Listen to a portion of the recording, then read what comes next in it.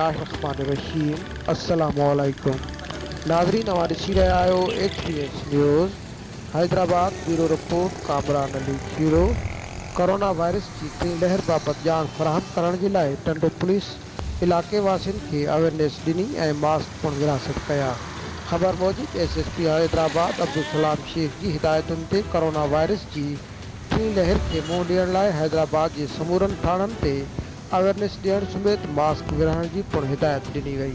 उंडस में DSP Tando Jam, SHO Tando Jam, कुर्बान आकलाणी, टंडो कैसर पोस्ट इंचार्ज ASI अलावा सायो लोड़ी पुलिस स्टाफ सां गॾिजी टंडोजाम शहर जे मेन चौक ते ईंदड़ वेंदड़ माण्हुनि खे कोरोना वायरस बाबति ॼाण फराहम कई ऐं मास्क पिणु विरासत कया।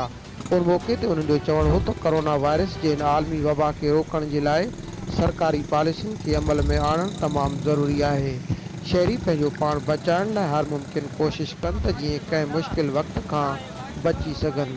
असां इंसानियत जी फलाह लाइ हर मुश्किल घड़ी में शहरवासियुनि सां गॾु आहियूं, पर शहरनि जो बि फ़र्ज़ु आहे त इलाइक़े जे पुलिस सां भरपूर ताउन कनि।